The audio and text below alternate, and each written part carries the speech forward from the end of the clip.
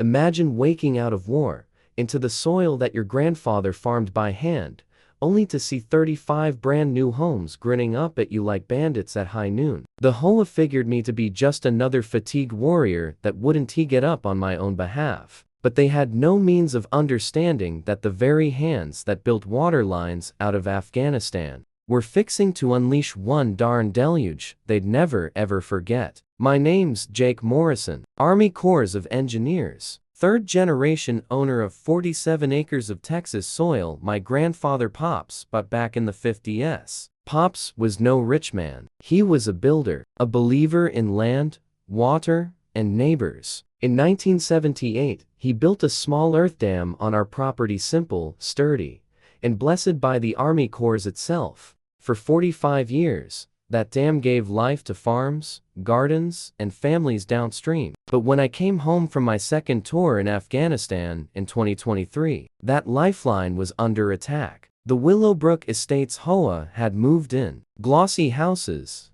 golf carts, Karens in tennis skirts patrolling like it was their empire. They said the land was abandoned. They filed an adverse possession claim. They diverted my creek, the very water Pops promised to protect, into their decorative ponds. And leading it all? Margaret Maggie Thornwell, HOA president, polished smile, venom in her voice. Married to City Councilman Rick Thornwell, the man who conveniently changed the zoning laws while I was overseas. They thought it was checkmate. But Pops left me more than memories. He left me weapons, hidden in dusty files, buried in county records. I found the original dam permits, Army Corps jurisdiction, which trumped every HOA, every city ordinance. Then deeper still, a 1923 deed. My great-grandfather's water rights. Senior rights, older than the county itself. That's when the truth slammed into me. They didn't just steal land. They stole water. And in Texas, water rights are sacred. Maggie snapped. Fake news interviews about dangerous dams. Online messages calling me unstable. Wellness checks, inspectors, harassment, fines. They turned my life into a war zone of red tape and propaganda. War, of course, teaches you something.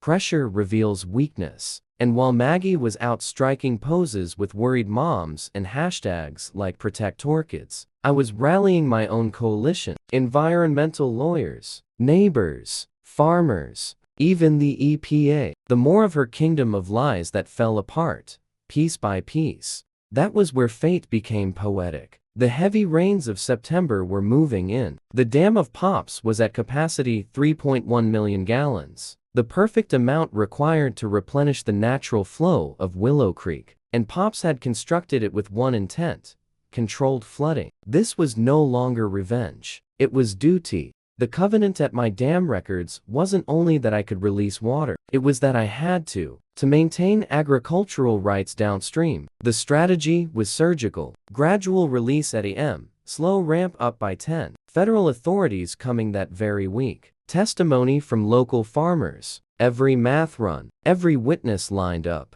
The HOA's concrete barriers couldn't compete with engineering and reality. That morning, I stood at the spillway controls with Pop's journal in my hands. His words burned into me. That's what neighbors do.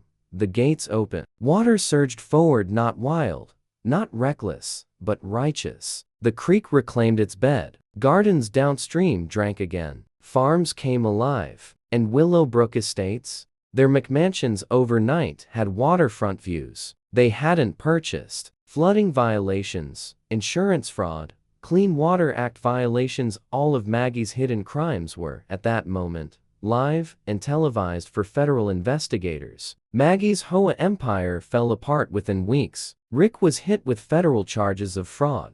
The houses they constructed out of stolen dirt lost insurance overnight. The families ran off, leaving behind empty hulks. For me, I didn't just get my land back. I got justice for Pops, for the farmers, for all the neighbors she trod upon. And when I walk by that dam nowadays, hearing the creek running free once more, know one thing: water always finds its way, and so does justice.